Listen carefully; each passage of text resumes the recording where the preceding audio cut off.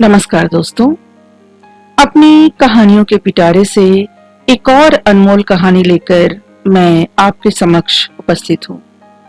पर कहानी सुनाने से पहले मैं आपको धन्यवाद देना चाहूंगी कि आप मेरी कहानियों को सुन भी रहे हैं और मेरे चैनल को भी सब्सक्राइब कर रहे हैं, जिससे मेरा उत्साह बढ़ रहा है और मैं कोशिश कर रही हूँ कि और अच्छी कहानियां लेकर आपके समक्ष आऊं और आपको सुनाऊं। तो चलिए सुनते हैं आज की कहानी। आज की कहानी का नाम है नारद की समस्या। तो देखते हैं नारद जी को कौन सी समस्या उत्पन्न हो गई। एक बार देवर्षि नारद अपने पिता ब्रह्मा जी के सामने नारायण नारायण का जप करते हुए उपस्थित हुए और पूज्य पिताजी को दंडवत प्रणाम किया। नारद जी को सामने देख ब्रह्मा जी ने पूछा, नारद, आज कैसे आना हुआ? तुम्हारे मुख के भाव कुछ कह रहे हैं। कोई विशेष प्रयोजन है अथवा कोई नई समस्या? नारद जी ने उत्तर देते हुए कहा, पिताश्री, ऐसा कोई विशेष प्रयोजन तो नहीं है। कई दिनों से एक प्रश्न मन में खटक रहा है। आज आपसे इसका उत्तर जानने के लिए उपस्थित हुआ हूँ। तो फिर विलंब कैसा वत्स? मन की शंकाओं का समाधान शीघ्रता से कर लेना ही ठीक रहता है।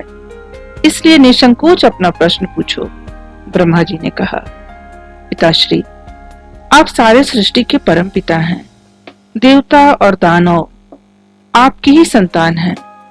भक्ति और ज्ञान में देवता श्रेष्ठ हैं, तो शक्ति तथा तपाचरण में दानव श्रेष्ठ हैं।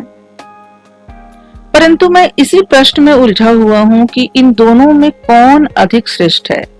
और आपने देवों को स्वर्ग और दानवों को पाताल लोक में जगह दी, ऐसा क्यों? इन्हीं प्रश्नों का उत्तर जानने के लिए मैं आपकी शरण में आया हूँ।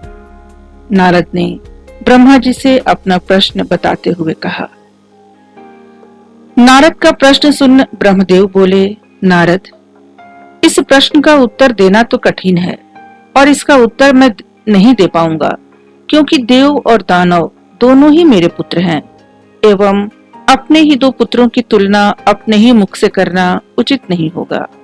लेकिन फिर भी तुम्हारे प्रश्न का उत्तर ढूंढने में मैं तुम्हारी सहायता कर सकता हूँ।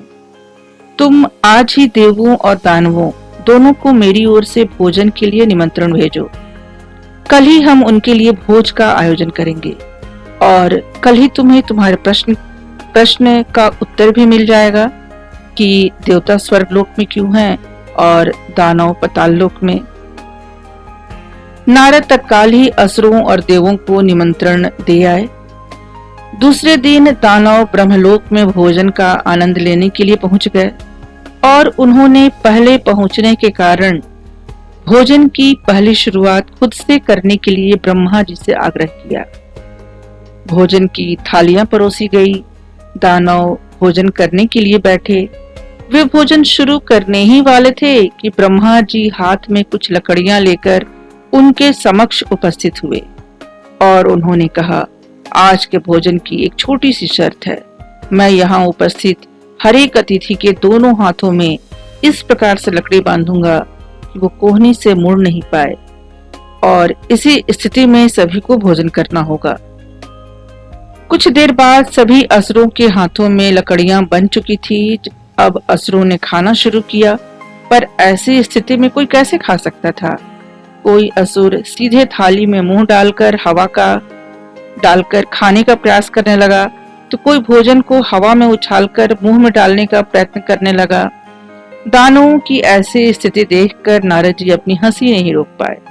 अपने सारे प्रयास विफल होते देख दानव बिना खाए ही उठ गए और क्रोधित होते हुए बोले, हमारी यही दशा करनी थी तो हमें भोजन पर बुलाया ही क्यों?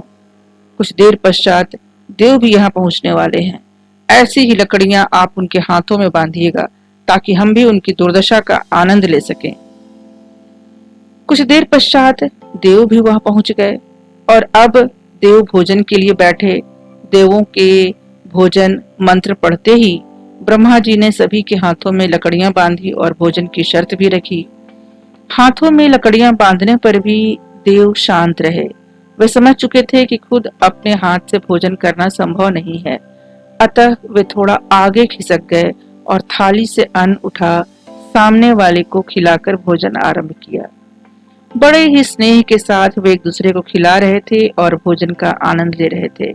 उन्होंने भोजन का भरपूर स्वाद लिया, साथ ही दूसरों के प्रति अपना स्नेह और सम्मान जाहिर किया।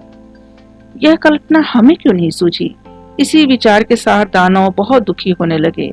नारद जी यह देखकर मुस्कुरा रहे थे। नारद जी ने ब्रह्मा जी से कहा, पिताश्री, आपकी लीला अगाध है। युक्ति, शक्ति और सामर्थ्य का उपयोग स्वार्थ हेतु करने की अपेक्षा परमार्थ के लिए करने वाले का जीवन ही श्रेष्ठ होता है।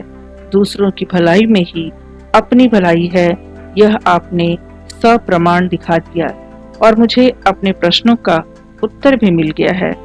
ब्रह्मा जी को सबने प्रणाम किया और वहां से विदा ली। तो मित्रों, यह जीवन सिर्फ हमें ही स्वार्थ के लिए नहीं मिला है। ये कहानी हमें यही सिखाती है।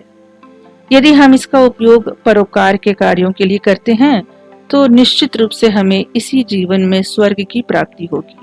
यदि हम दूसरों को प्यार और स्नेह देंगे तो बदले में हमें भी वही मिलेगा।